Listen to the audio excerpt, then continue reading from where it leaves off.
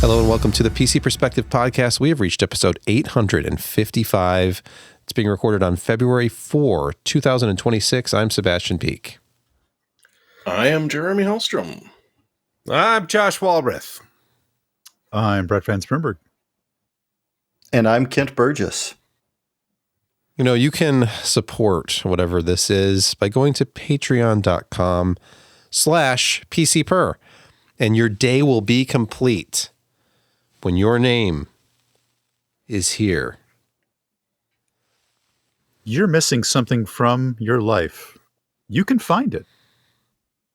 Donate. That emptiness inside, that gnawing feeling that keeps you up at night, you know what it is. You mean self-loathing? That's different, it's because Josh. you're not contributing to the PCPer podcast. Yeah. And when you Cleanse do, yourself. you'll feel a warmth Wash over you. Mm-hmm. It will envelop you. Totally true. And you will feel Warmth like not- you belong to something. Warmth not guaranteed. None of this is guaranteed. No. Full disclaimer. Josh, would you like to talk about lunch? Lunch. We've brought these up before, and again, I've got to adjust the time when I go because the specials on Wednesdays are just the $1 wings, whether boneless or traditional, and that just you can only get that every once in a while. But regardless, I haven't had barnchos in a long time. I mean, months and months.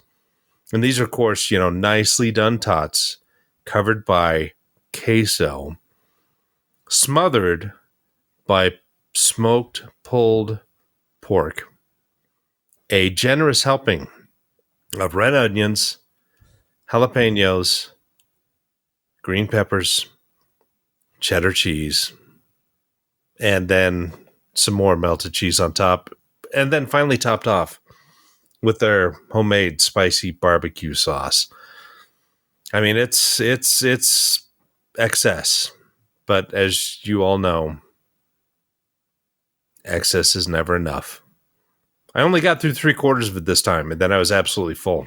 Haven't touched it since. It's in the fridge. It's gonna make some nice leftovers later. Good Lord, why is that so loud? It is time for our financial segment. Josh, you've barely been heard from this podcast thus far. Can you please tell us about AMD's latest incredible quarter? Well, you said it. It's an incredible quarter for AMD. They made $10.2 billion in revenue. That is the absolute most money they've ever made in a quarter in the entire history of the company. The year that they had was tremendous, to say the least. It is the highest revenue year of $34.6 billion. Now, if you remember, not very long ago, they almost went broke, and they had some lows of like $1 billion to $1.2 billion a quarter, and they were just barely struggling along, 10, 11 years ago? That is no longer the case. Every area that they are in has grown. Their embedded has grown. That's almost $1 billion just for itself. Their servers grown dramatically. They're taking up a very large chunk of Intel's pie there, and their products are excellent. They're still getting into the AI market, so their Instinct products, they are still selling at a tremendous rate. But, one of the biggest things that they're doing is they're selling a lot of CPUs.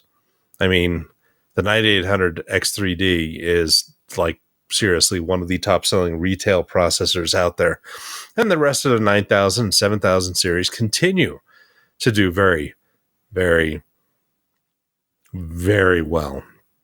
The gross margin, 54%. Again, that's absolute bonkers for AMD. They were used to existing in the 30 to 35% for most of their life, and that's an area that Intel is in now, and they're suffering. Their graphics, they almost made about $1 billion off of their gaming GPUs, which again, this is very good. This is something that they haven't seen in a very, very long time, if really ever, even though their market share percentage is down compared to previous years.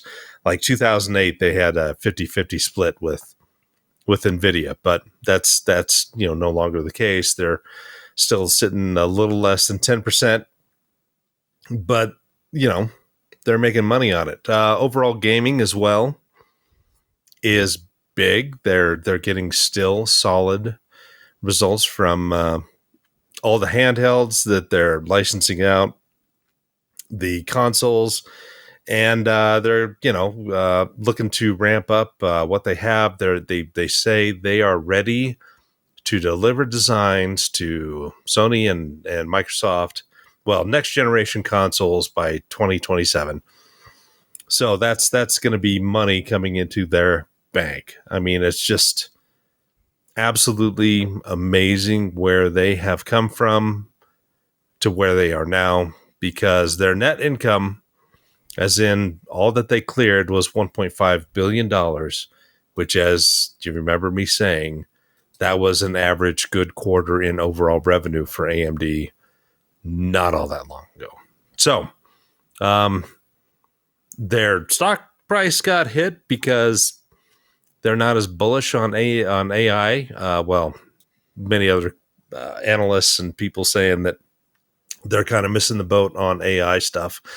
And I think they're doing fine there. They still have, a software moat that they're getting closer to breaching that. But yeah, they've got to get new products out. They're constantly just updating all their MI series. Next year is going to be the 400 series, which adds all kinds of functionality and performance to the mix. So, but overall, they're doing excellent. They're eating Intel's lunch in the CPU and servers. So it's good to be AMD right now. Thank you, Josh. You have to remember, in July of 2015, AMD had a stock price of $1.62 a share. And even after they lost 17% today, they're $200.19 a share. Yeah. And that was before the split. So that was just slightly below $3 a share, which is the absolute lowest that AMD has ever gone. Yeah. And it's been gangbusters since then. The launch of Zen saved the company. Yes. And their CEO made a lot of really good and critical decisions to get them on track. And I mean, they're just executing. And this AI thing has certainly been a boon to them all around, because their server chips are excellent. That is the big push. Embedded again, doing well. They bought into FPGAs. Solid performing, networking, all of those things.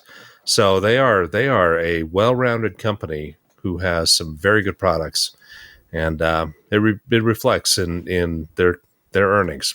So they've done well. Speaking of companies and their earnings, would you like to guide us through ARM's Q3 results real quick? I thought you were going to say ARM's, Apple. No, Apple made a lot more money than either of these two companies, and something that I don't feel like talking about, because I don't care about Apple very much. Yeah, important, but anyway. ARM. They announced their Q3 fiscal year 26, and they made $1.24 billion, which, again, for them being, they don't have a fab, they don't make products, they physical products. I mean, sure, they throw some wafers to make sure that some of their flows work and do testing like that. But they're a profit-making machine. We didn't know what they were making in years past, because they were part of SoftBank and kind of privately owned. They were in that whole family, and they didn't report earnings quarterly or whatever. But for just having a bunch of design centers, some people, no manufacturing, they've done very, very, very well. They have a net of about 457 million. And when you're only making 1.24 million, that's a significant amount of money coming in just net income. That's profit. So they're doing well. They've shipped, billions of chips with their design. Well, they haven't shipped, but their partners have. They think that they have shipped 325 billion chips based on ARM architecture. 31 billion last year.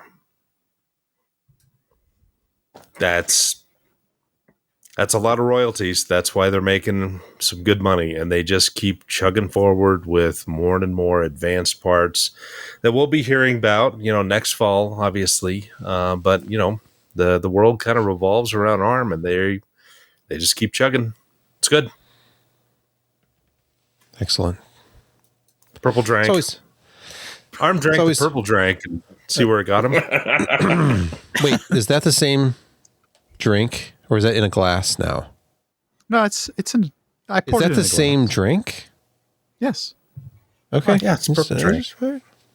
It's really great juice. He's drinking prune juice, guys. Oh, He's trying to get he'll never last regular. the show. He's just a regular guy. Just like you. That's right. Wait, are you saying I'm full of shit? Speak for yourself. Moving to the news portion of our podcast from videocards.com, AMD says the Steam Machine is on track to ship early this year. So don't worry, even though we still don't have pricing and we still don't have a release date, Dr. Lisa Su was quoted as saying, for 2026, we expect semi-custom SoC annual revenue to decline by a significant double-digit percentage as we enter the 7th year of what has been a very strong console cycle. From a product standpoint, Valve is on track to begin shipping its AMD-powered Steam Machine early this year. And development of Microsoft's next-gen Xbox featuring an AMD semi-custom SoC is progressing well to support a launch in 2027. End quote. Now, you have to know how incredibly popular the Xbox is as an ecosystem. Absolutely not in a massive decline over the last couple of years. But hey, a new Xbox. How exciting. That's okay. You won't be able to afford it or the Steam machine. Well, maybe you will. Maybe it'll be subsidized. Huh?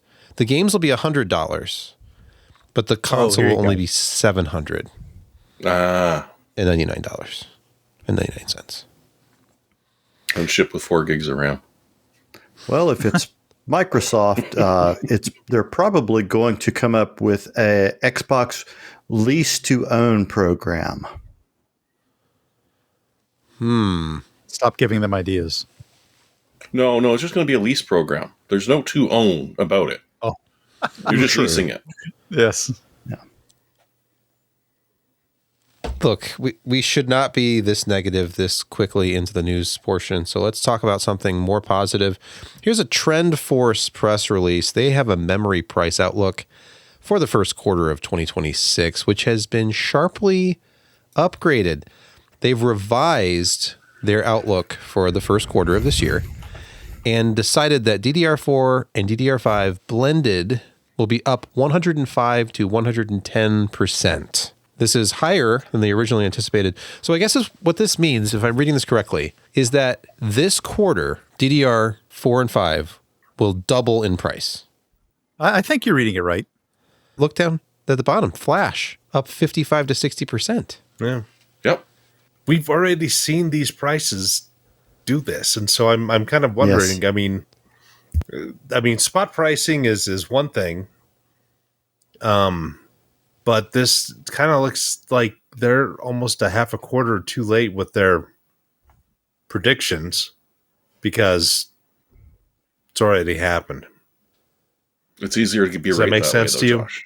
Yeah, right, it is. But what if it happens again even more this year? It will. What if it's $800 for a 32 gig kit by the end of the year? It's possible.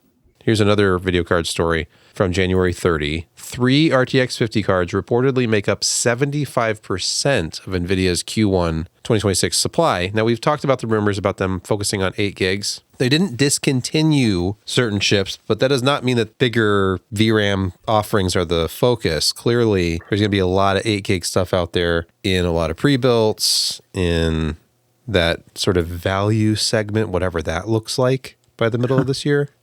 It's going to be the 5068 gig. That's You what it won't is. see that. You won't see that sweet spot 5070 Ti anytime soon. What, they're not $799 anymore? Nope. If you want something like that, you're gonna have to buy a 5080. It's very sad because the best time to buy a computer was back in August. Yeah, it's no longer now. It's If we could only create a time machine to go back to early October. If only. look, I That's would. where all I the just RAM can't went. get my hands on enough RAM to actually I finish know, it. that's the paradox. The true time travel paradox is that we don't have enough resources to build the damn thing, to go back in time to afford all the resources we need to build the damn thing. Cliff had an interesting point in Discord that the Matrix got it wrong. The humans' brains were being used in place of RAM because actual RAM was too expensive. Organic RAM. Organic With RAM. They did it with LEDs. They could do it with RAM. RAM is people. Nobody knows. Nobody knows what that means. By the way, Oh, you it's do. not, It's not just ECC though. It's not just an NVIDIA thing. RAM you're running is made of people. Very good, Josh. Very good. AMD's partners are also going to be prioritizing 8 gig SKUs and push their 10% price hike. I don't know if we're getting another 10% because there's already been a 5 to 10% adjustment in January. Which 10% is this? It's hard to keep I track. don't know. It's very obscure. It's just every time I go to Newegg or, God forbid, Best Buy or some other website, the prices are shocking.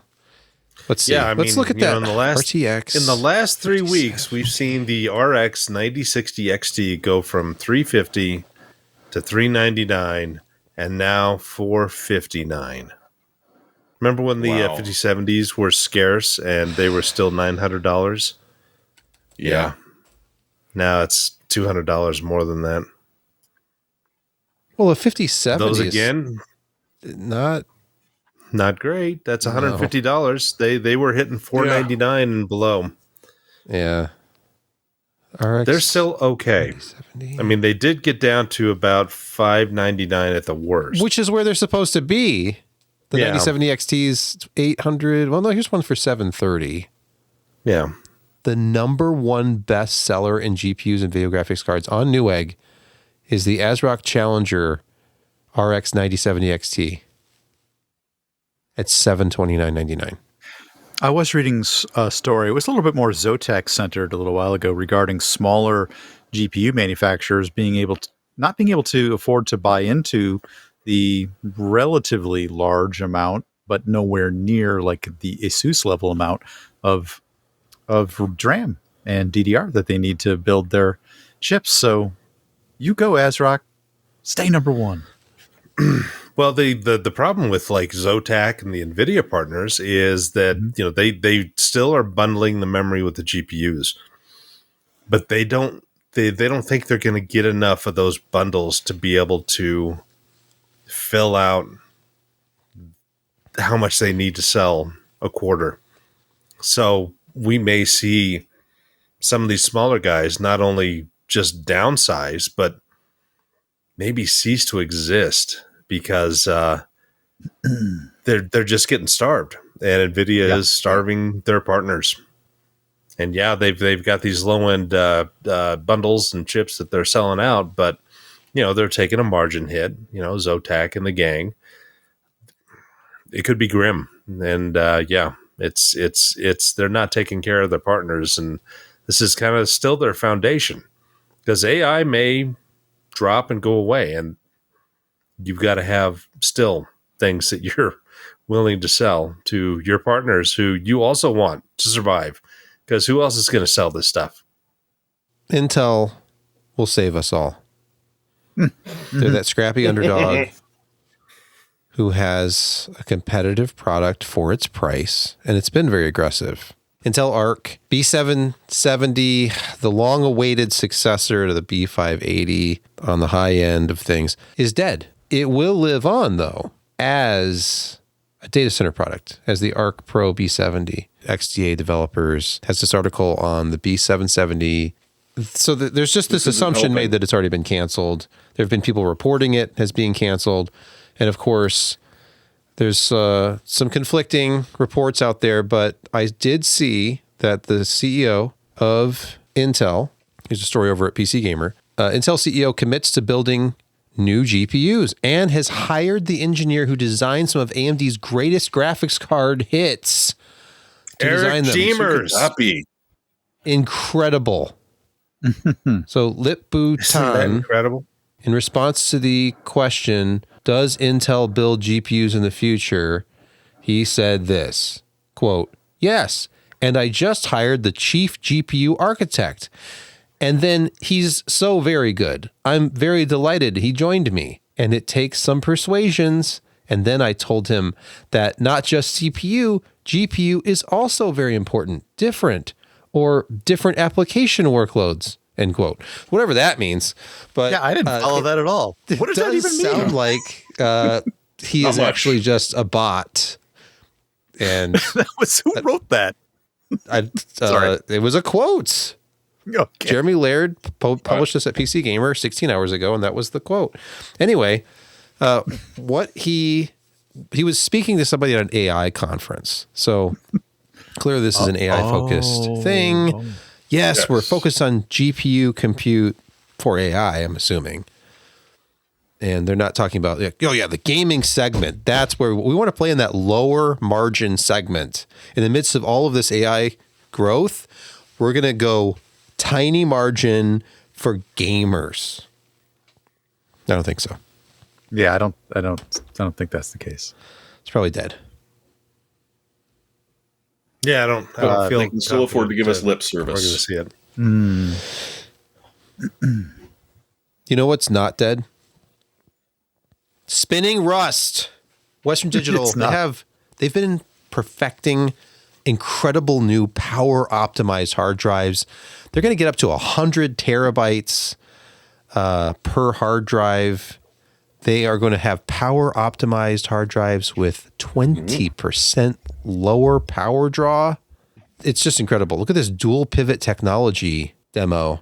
This technique is all about putting in the capability to read and write from multiple places on different platters, or it's the same platters. Are those two SATA connectors? One, it would appear. Hey, maybe the sex port's coming back. I don't know how they're going to manage this, but this actually is, don't underrate this technique or this technology. It's going to spread using what they're calling this dual pivot system or multi-head system. It's actually breathing life back into one of the shortcomings of spinning Rust. It wasn't the space, obviously. It was the ability to do multiple parallelized reads and writes at the same time and increasing the bandwidth. That's what made it, slow, generally speaking. So being able to do 2x, 4x, or as they're advertising, 8x is really something that actually could make this very viable. And with the price of DRAM, DDR, and ability to store, this could be a very viable solution for people. Don't count spinning Rust out yet. And the 20% less power usage in certain use cases is very relevant when a lot of near-term data, really, really high, unfortunately, AI-type models, need to be stored somewhat near-term, but not offloaded to tape and only accessed occasionally. Big data sets. This is going to be a real big savings for big data centers as well. Brett, hear me out. Go. Using AI, we could just predict what data will be needed off of the hard drive. And then half of the power is no longer needed. Half of the access time's gone. You're interpolating data, speculative execution of data. Oh, I'm loving this so far. Loving it. Patent this. DLSS for data. Yes. Yeah, It's the Data learning and super sampling. data learning super sampling. Prefetch. Prefetch is AI. AI is prefetch. Yes, that's Yeah, exactly. sure. Bottle that. Just have Sell it. Copilot look at your habits on Windows, and it's just like, look, we know what you're going to do. We know Yeah. what kind of websites you go Fecal to, what games you Einhorn. can play. We'll just model it This all. is probably the data you would have wanted anyway. Yeah, leave the computer off. We've already done it. Yeah. I'll just send you a synopsis to your phone. That's a that's a not what I true would've run today. quantum mechanics computer. Is we've already done the work, but you'll never see it because I'm turned off. Readers of Computer Base, the excellent German language website, will have already read this article about the CPU architect of Orion cores. This is, of course, Qualcomm. Gerard Williams has left Qualcomm. And also John Bruno, who was the CEO of that company they acquired, Nuvia, has officially left. So this is kind of a big deal because who was in charge of Adreno? I thought the Adreno guy is the one who ended up at Intel to do AI GPUs now. They've lost their CPU architect. What's going to happen to Qualcomm? I think they're going to be fine. Oh, okay. How did AMD do when Raja left? They did perfectly fine. I mean, Eric's a pretty good guy. He worked on the original R300 back in the day. That's the one that Lip Bhutan was talking about. Yeah. And he wasn't the chief architect of that at the time, but some of the following ones he was before he took off for Qualcomm and Adreno. So, no, he's a good architect. He's been working in the low power envelope, but you can always scale low power out. It just all depends on how you dispatch your workloads. Know what I'm saying? Mm-hmm. Mm-hmm. Guys, I don't want to toot our own horn too much, but obviously PC Perspective, incredibly influential within the industry. Lots of people, I'm sure Lisa Sue is watching right now on the live stream. But we obviously have a lot of influence, and I don't take that lightly. I think it's a very important responsibility. Microsoft has been paying attention, and they've heard our repeated criticisms of AI run amok. Yeah, Microsoft. So they have admitted to us and others via Windows Latest that Windows 11 was off track. They're going to cut back on Copilot integration, and they're going to have real fixes for the issues that really matter. It's like they're running for office. You know, we've looked at the issues, and we're gonna fix it. 2026, the best Windows 11 we've ever had. I feel your pain. They're going to scale even they back agree AI. at this point that shoving AI into Notepad And Microsoft Paint. choice. Yeah. May not have been the best choice. I did not recompile. Unfortunately, this is going to mean this will mean that Lip Bhutan has a lot less to say because he won't be able to use the AI to produce the word salad that he seems to revel in. Now, everybody knows that we have used Recall as a stand-in punching bag for everything that was wrong with AI. They're reconsidering the role of Recall internally now so that it just won't do all of the stupid stuff that we were complaining about. Do you think that the rising market share of Apple and the people who are experimenting with Linux has anything to do with this? You're like, wait a minute, we're not getting the adoption we wanted. Windows 11 is a Vista-like disgrace. No, and the fact that we sold AI as a concept to people who, one, don't care, don't understand it, and don't need it. Did they learn nothing from Clippy? We didn't want an assistant popping up like, ooh, it looks like you're writing a letter. Can I help you with that? Like, no, go away. It became a meme. That's just destructively annoying product. Wasn't Satya quoted last month saying, no, really, you guys need to use AI, please. Yes. Use our AI. Give it a If there was chance. something Really? like that, yes. Calling it Yeah. Microsoft is hurting our feelings. Please stop. Well, I mean, beyond all of that, I mean, a huge portion of Microsoft's money comes from corporate customers. And when their completely diluted coding teams are all not the best in the industry like they once were, and they are a bunch of people that are using AI for coding, and every patch breaks Windows 11 in a new and fun and interesting way. The corporations that are spending billions and billions of dollars with Microsoft are going, hey, why do you keep delivering us a broken product that is costing us lots of money? And this is why Microsoft is going, oh, we'll fix it. And I unless they bring new developers on, I don't know how they're going to fix it, because, AI doesn't know how to fix itself. They need to rehire their Q&A people. Yep. They threw 16,000 of them onto the streets, thinking that their automated processes would catch a lot of the issues, and a very complex operating system.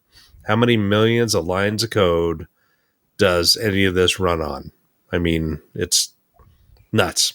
And yeah, they kicked them all onto the streets in the last year, too. 2 years, yeah. Yeah, they got to rehire. Is it possible that in 2026, having failed at the mass adoption of 10 gigabit Ethernet, that 5 gigabit could be enough? There's 2.5 out there on almost every motherboard now, but what about 5? Adding 5 gigabit to your system, bros trend. Is that how it's pronounced? It sure is. Bros trend. Realtek RTL 8126, 5 gigabit per second chipset. This is a passive PCIe. What is this? A by 1? 3. Whoa! Look at these slim requirements. PCIe lanes. No, it's 4.0, isn't it? 1. This only looks like a 1. I don't know. Maybe it's 3 by 1. It wants one lane. Oh, okay. And it will be happy on even 30. older machines. Or because you're right, it does want a 4, not a 3. Or no, sorry, it wants a 3. Literally a single PCIe 3 by lane. 1. Yes, it is. Gen 3 by 1. If It is $35. motherboard, It is passively cooled. You should get if you've one. got an older motherboard, you probably don't have a free 4.0 one lane sitting around. It But has a you low probably have a profile. 3.0 sitting there doing nothing. And Yeah. so that's brilliant. And I think one of the if that's a little considerations too of- much for you, the 2.5 gigabit is $20. One of the things people don't consider when saying, I'm going to adopt faster networking, beyond maybe the 2.5, or if they've got an older machine, at least 2.5, is the lane requirement. You actually, you can't do 10 gigabit unless you have at least a 4X available. True. For 4 by a PCIe slot available. So this is a very viable alternative, and will get you up to 5 gigabit. Later on in the show, I might mention a switch. Oh. Please hold your applause, please. Please. Yes, hold your applause, but don't hold your breath as we move into our lengthy Insecurity Corner segment. Welcome to Insecurity Corner, your weekly reason to drink. A data breach. Yeah. Iron Mountain. Data breach mostly limited to marketing materials. Our first story from Bleeping Computer. I hate to think about the number of Fortune 100 or Fortune 50 companies that have relied upon Iron Mountain to be their fiduciary. What do I want to say this? Their responsible offsite.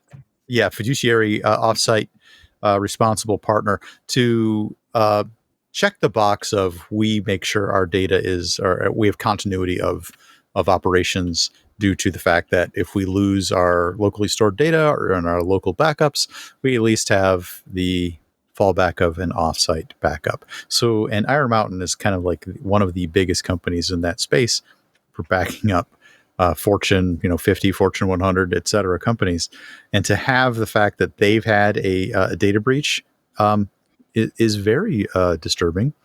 I imagine for lots and lots of companies that trust them to store some of their most sensitive data offsite.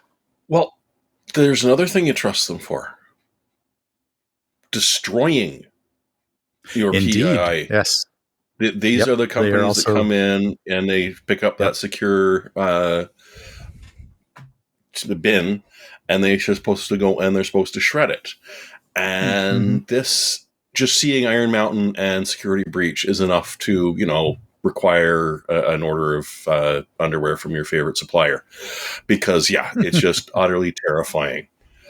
Yes. Thankfully, it's not anywhere near as bad as it could be, but it's just, the fact that they got a hold of one little bit limited, of it. Somehow limited to marketing materials. That seems like a very odd takeaway. I'm not sure that there'll be nothing. Well, I'm more fairly satisfied they didn't get a hold of my tapes. It's difficult to hack your way into a secured locked blue box of tapes, but for those that are using them for online and live backups, this is utterly terrifying. Yeah. Oh, Kelt, you're just in time. Guess who just showed up in the chat? Perfect timing. We're talking about Iron Mountains failing as a secure facility. But hey, we will talk about some hardware in this segment as well, Kelt. So get excited. Yes. Next, that big batch of 99 Pros that you bought for cheap. Yeah. Next, Sebastian, lead us into this one. An oddly placed hardware story in the midst of Insecurity Corner.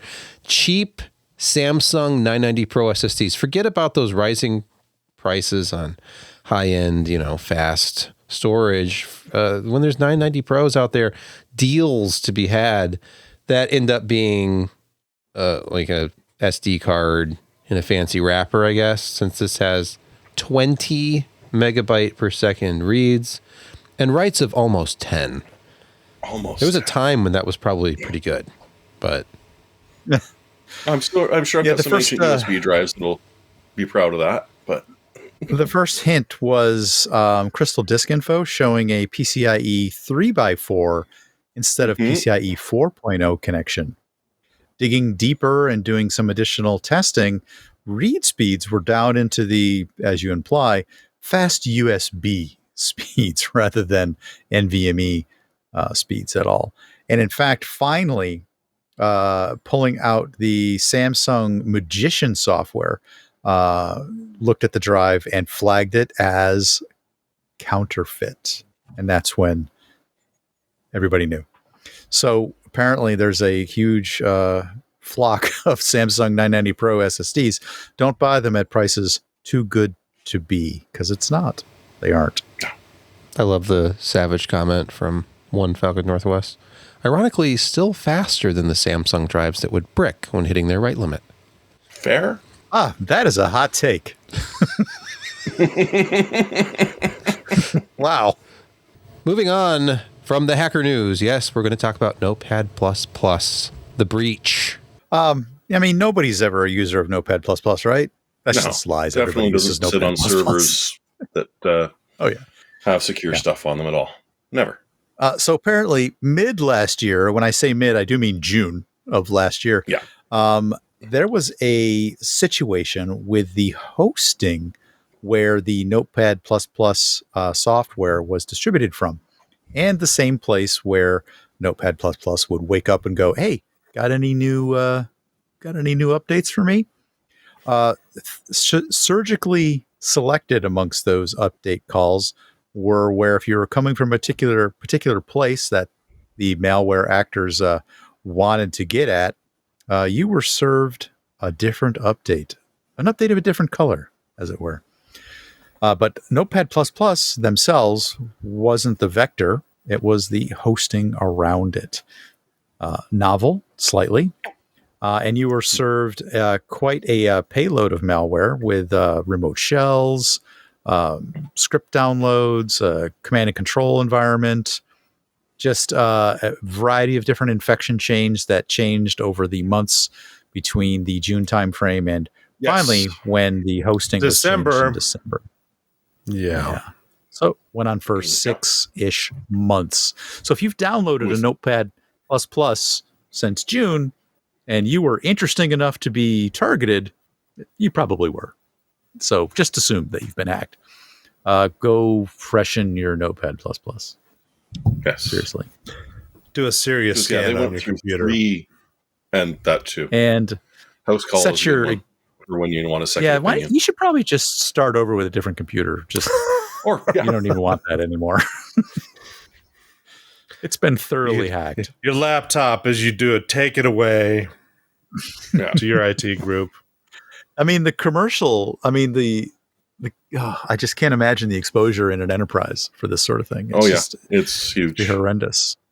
Well, and the people who use Notepad++ are your actual devs, your software devs, because they don't want to use the Microsoft thing. Because sometimes Notepad does not, take away all the formatting. Its line breaks are wrong, and its encoding is stupid.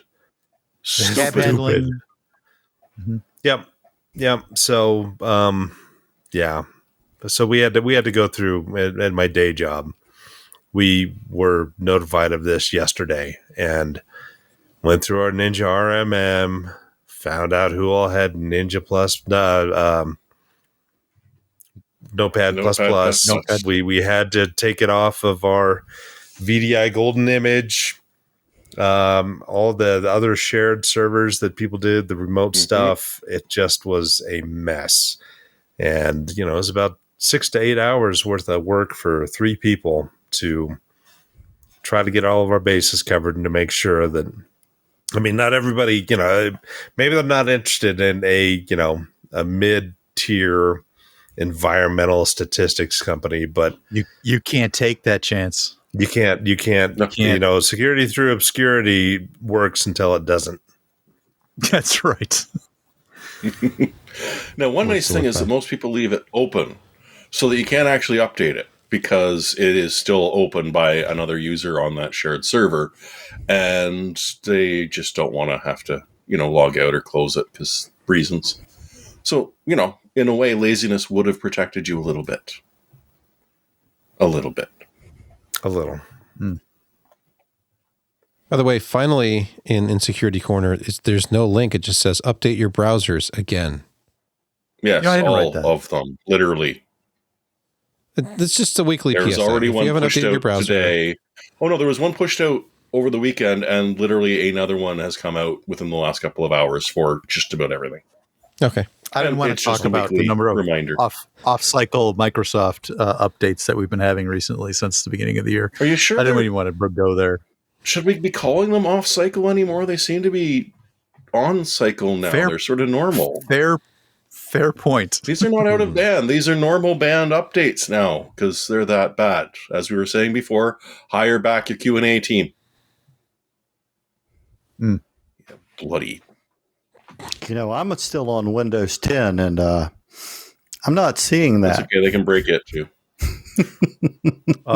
Also on Windows 10 here, things seem fine.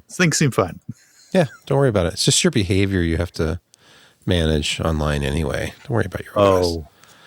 All right, let's go to gaming quick hits, and let's talk about anti-cheat, everyone's favorite performance robbing software. It's necessary, though, in competitive online play. As Javelin... It taught so many people about Secure Boot. Yeah. Javelin, Battlefield 6's anti-cheat, has stopped over 500,000 cheating attempts in just a month. aimbot, the kids out there with their aim assist, it sucks, and you don't want to play against them. Is online gaming fun anymore when this is so prevalent? That it takes a kernel level installed mod in order to keep just 500,000 potential cheaters out of your game space. Online gaming, to me, has always been my next cheating. question. Okay, you've stopped 500,000 attempts. What percentage of that, of the total? You stopped 500,000, but if there were 18 million attempts. Suddenly, I'm not as impressed as I would have been if that was, at least half, if not more, of the attempts. I think it would be a lot more if it wasn't there. Because the people who know it's there and still try to circumvent it, that's the number they've got. If they knew it wasn't there, it would be rampant. Yes. It's because we all know secure boot is perfectly secure and cannot be gotten around in any way, shape, or form. No, and they're the more sophisticated people who use like their own little man-in-the-middle setup. They'll get it past the anti-cheat check, and then like their proxy PC that they're actually cheating with has all the aim assist and all that crap loaded onto it. Yeah. I don't know if you spend, a good half of your entire month trying to figure out how to cheat on Battlefield 6. I think we've won. Because that's the point sad. is this hasn't reduced cheating to zero. It has no, not. Of course not. No. It's still rampant. But this the measure is so draconian that it prevents other anti-cheat software from even running. Next, PC gaming issues traced to Windows Update, according to NVIDIA. Now, you may have heard about some issues with NVIDIA graphics performance under Windows 11 recently.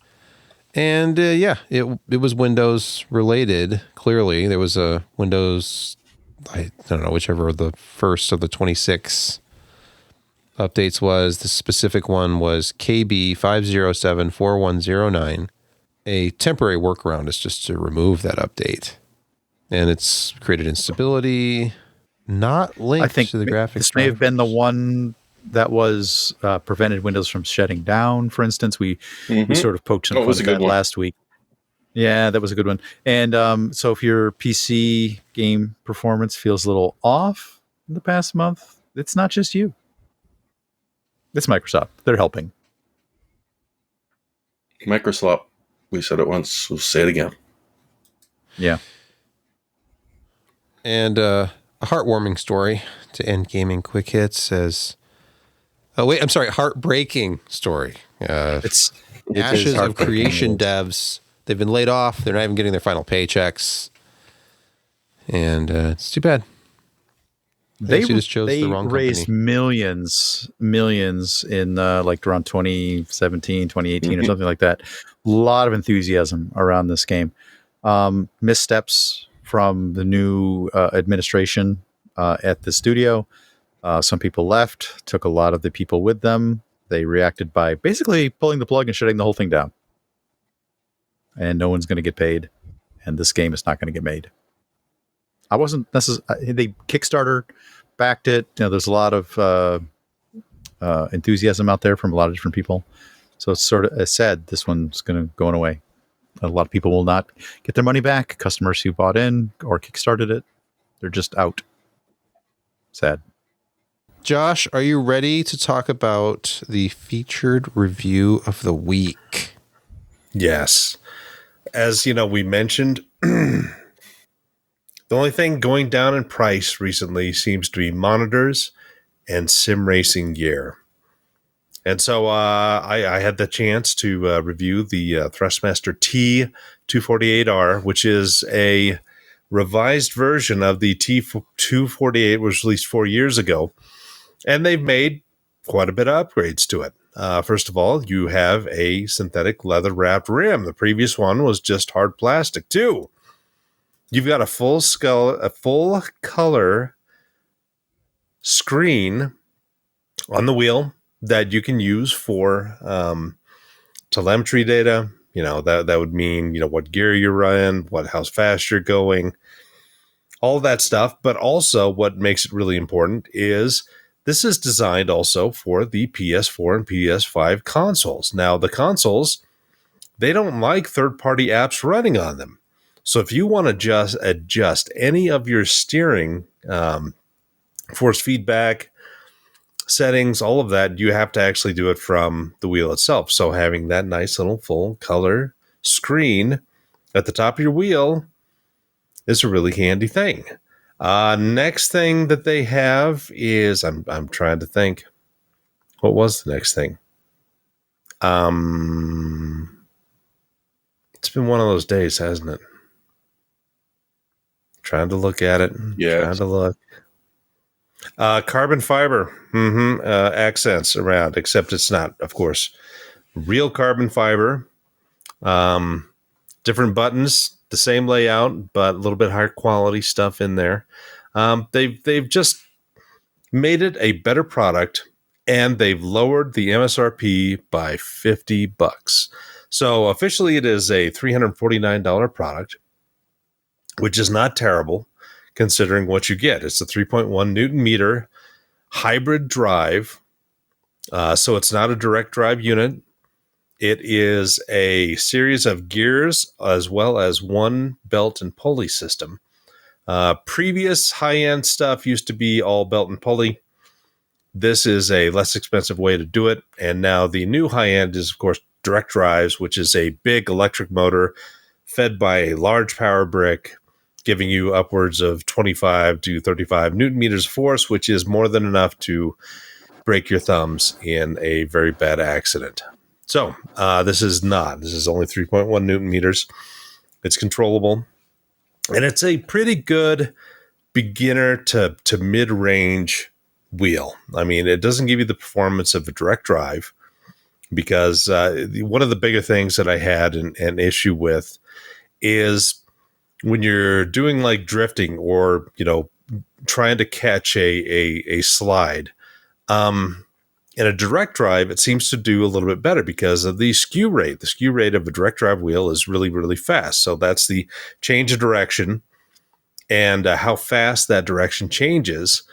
So you can, catch a slide, you can do drifting, you can do all these other things that this one is not as fast at. So say I'm going around a corner, my back end flips, and instead of, kind of letting go of the wheel or letting it rotate by itself to catch it, which a real car will do, this you actually have to put manually in to turn it faster. So that's about the only real issue I had with this. The pedal set was really good. I think it's a step above the other competing products like the Moza R3 bundle. Their pedal set is out of the box, not fantastic. Yeah, it's all metal, but you have to buy another $30 to $40 worth of gear to get it up to that level of feel, especially with braking.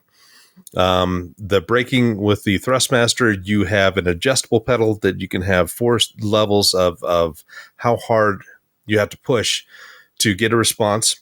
And it's a more progressive feel. So it's not a load cell pedal, but it is a more progressive and kind of harder push. So you get that muscle memory of how hard you need to brake in certain situations. $349, you can often find it for less. And probably the biggest positive aspect of this is just how well supported across the entire ecosystem Thrustmaster gear is, because titles like Dirt 5, which were released not that long ago, within 4 years, they just don't work with like Ace Tech or Moza products, no matter what you do or what files you try to replace. They just don't work because Codemasters is not supporting it. They're not doing updates. So if you wanted to go and race something like that, you'd need to have a Thrustmaster or a Logitech or a Fanatec wheel, which is natively supported. And Thrustmaster has been around since 1990. So you can take pretty much any title out there, no matter what year, and it's going to run on this wheel. So, you can get direct drive wheels for around the same price, but you really kind of take a look and see, do I really want to upgrade my pedals? What is the overall price going to be once I get this? What games do I play? What games do I want to revisit? So if you're a beginner and you really want to get into this, you're not going to be held back by this wheel. It's going to give you a good experience. It's made of better materials than the previous. So it's after racing for a couple hours on a synthetic leather wheel, it's a lot more pleasant than, a fully plastic one with rubberized grip on there. So we gave it the Silver Award. It's a solid part. I enjoyed my time with it. I had some pretty good Dirt Rally 2.0 drives. I think I showed one in the review where I was in the top 100 of a certain daily thing where a couple of thousand people participated. So yeah, it's not going to hold you back, and you're going to enjoy it. So there you go, T248R from Thrustmaster. Thank you, Josh. Hey, thank I you. noticed you were piloting the Peugeot 205 GTI. I think it's an excellent choice. Well, that's that fine French engineering. Mm-hmm. It's the short wheelbase tossable front wheel drive platform, or was that the all wheel drive platform? No, it was front wheel drive. Yeah, it was front. Yes. Like the Citroen R4 was, another excellent car, but that was in the early 2000s. Yeah. Have those three words ever been used together previously in the history of mankind? Well, according to Ryan Shroud, Fine French automobile. I knew which three words you were thinking about. Yes. I was born in the Le Car era. I was raised by it. Let us move to picks of the week. Josh, Me. what do you got? This is like the anti-pick. I bought one of these thinking I could do a DisplayPort to HDMI 4K, and I tried using it, and it sucks. First of all, it's 4K 30 hertz, which is not great. Second of all, even running at that, I would get blackouts constantly, just flashing. It would go black, come back, black. And I'd hear my computer doing the doo-doo, doo-doo, doo-doo. Doo-doo. So if you need to do something like this, don't buy a cheap one of these, because you will be unhappy. Even though it's less than $10, it's not money well spent. Could it even What's tell the what floor on a cable like in? this? What's the what should floor? you be What? spending on a cable like this? Yeah. I have no idea. Probably a be powered one. Yeah. Yes. Look at StarTech, and it's probably like $80 or more. Yeah. So there it is. Buy one of those. You'll be happy. An active one. You with a green chip. hit or miss, but sometimes works. The dead giveaway is if it can't read the hardware information from your monitor, it's going to be crap. If it's just, generic monitor, yeah, great. So you're not even passing that data back and forth. All right. Yeah, Jeremy, cable your matters pick. usually good. Well, Sysmon is now rolling out to people on Windows Insider. So it will become default for Windows 11, finally, so that you won't have to have installed it before your friend, family member, worst enemy starts having issues. It will have already been installed. But the thing is that what is the best part about it is that you can create your own XML configuration files to, filter out what sort of data you want, pick what level of verbosity you want in your errors. And so that's what I linked to Swift on Security's GitHub page, which is sort of like a Swiss Army config that because Windows sucks, open it up, get the raw code, copied into Notepad++, not the one you have right now, the one you've cleaned and then disinfected and reinstalled, and save the XML file, then do the import. But it turns event log into something really handy. You go into Event Viewer, you go down into the Sysmon section of it, and it tells you all the stuff that should be there by default but isn't. And the nice thing is that now it will be there to some extent on all Windows 11 devices in the not too distant future, so that we can continue to work as their Q&A team since they don't have one anymore. But it's just nice to see. It's a really handy tool, and just not having to manually install it is, a big boon. But, learning the configuration files will really make the tool a lot more useful for you. If, you actually want to go and dig into Event Viewer to figure out why things are doing what they're doing instead of just, blaming Microsoft and waiting for a new patch. I would argue that Microsoft has always treated its user base as at least some percentage of their QA. Oh, yes, but now it's all us all the time. It's painfully obvious even to the people who aren't clued in now. If you just agreed to let them screenshot everything you do, they could have improved Windows a lot faster.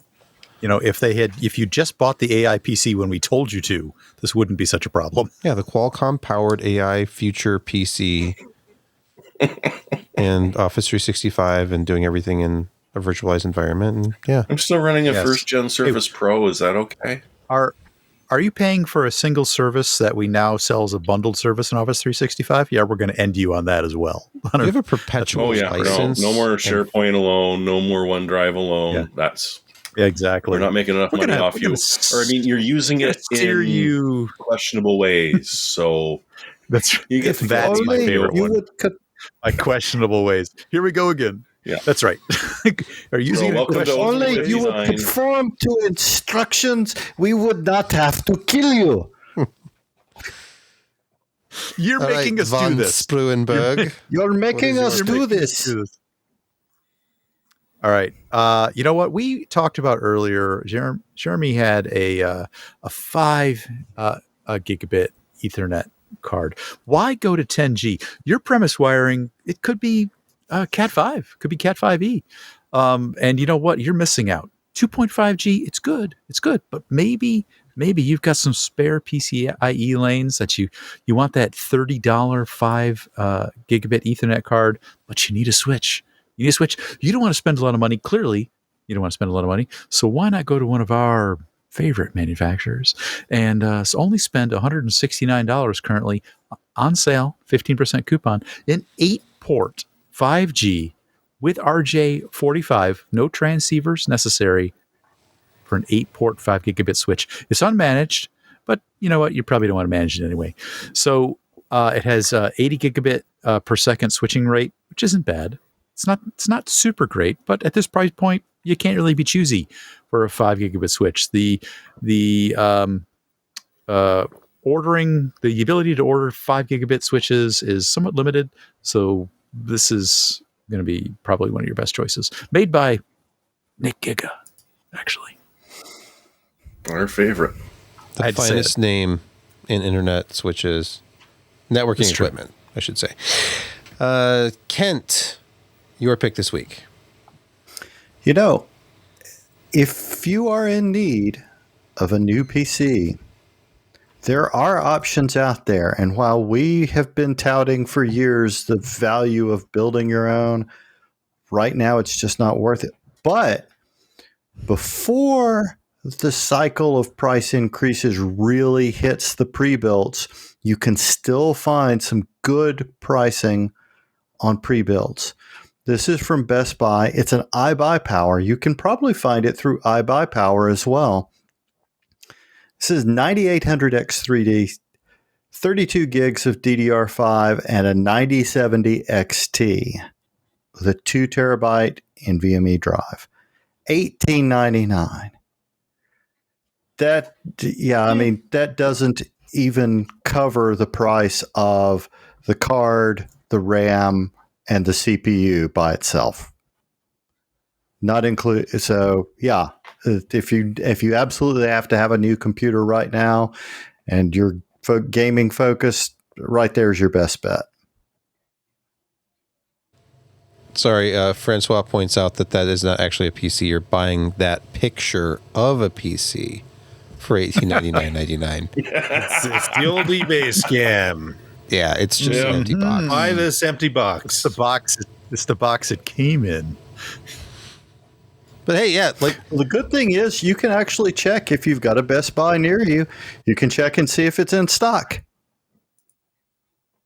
And then you open it in front of an associate. Like, please watch me open this so I can verify there's DDR5 memory in this.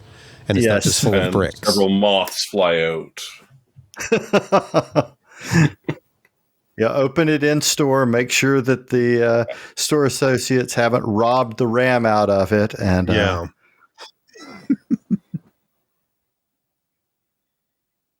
All right, I actually have a pick this week. I went down the rabbit hole of watching Project Farm videos, as one does on occasion. Yes. Yeah, and I was enamored of this brand called NoCo. I've never heard of before. It's no.co. That's their website.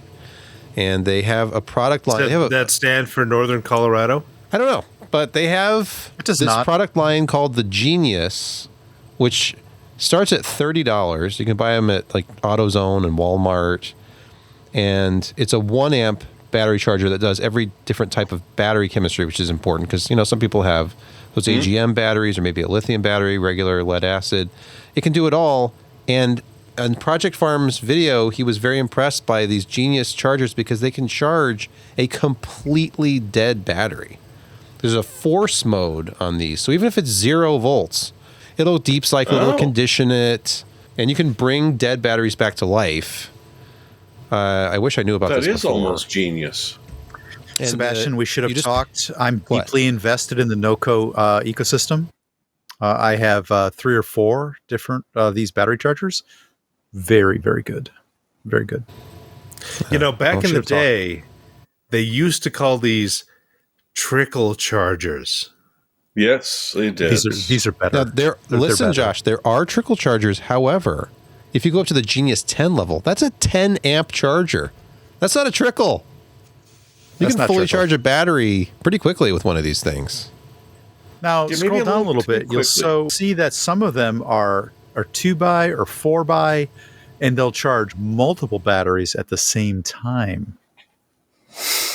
Do you have any of their other stuff? Like you said, you have an ecosystem. Do you have any of their jump start things? Or I do. I want to get one of these. It's just because I was looking at getting a larger power bank anyway after the last 3 times I lost power. And the one I have is pathetic. But not only are these massive power banks to plug, phones and laptops and things into, but they also will jumpstart your car, and they're not crazy expensive. A 1,000 amp jump starter. This will jumpstart, I think, a smaller They're V8, a little bit at least pricier a V6. than sort of like some of the no-name brands with similar but $100 for one that'll jumpstart almost anything, and then $150 for one that almost certainly will jumpstart anything. $200 gets you 2,000 amps. That's like big block jumpstart right there. It is. I have some for the trucks, but I only have one NOCO in the boost. It works fine. It works good. But I do have chargers. I've got 4 NOCO chargers. Oh, so you even do air compressors. Huh. Yeah, I don't have the air compressor. Interesting. So yeah, lots of, and the thing is, they're not expensive. They're available everywhere. Oh, here we go, Josh. Yeah. So within arm's reach, it's a dual rate, 6 amp and 2 amp. But does it do AGM chemistry? 25 years old. Is it AGM and lithium ion compliant? The nice thing about that, Josh, is the force mode that you sort of got to put the NOCOs in is inherent in one of those. It is always in force mode. Always. Oh, those trickle chargers? Yeah. They're just going to charge it. It's just going to have at it. It's just the way it works. You know what? I'm going to engage force mode right now for the outro, ending the podcast. It has to happen. And it's been one of those weeks where I was in fear all day of a long podcast where I'd be up till well after midnight. And it just didn't happen. It's 11:30 and I just want to run away and pretend that I didn't want to talk extensively about financials. Earnings? Just didn't feel it. But amazingly, we've still covered a lot of ground in this show. This has been a lot of topics. It felt longer than it was because we were also energetic. There wasn't as much crosstalk. We kept it tight. Yes. It was good. This is the best podcast of 2026. Period. I have to agree. It is. We're calling it. Of all of them. Yes. Come back next week and be disappointed Yes. because we've peaked.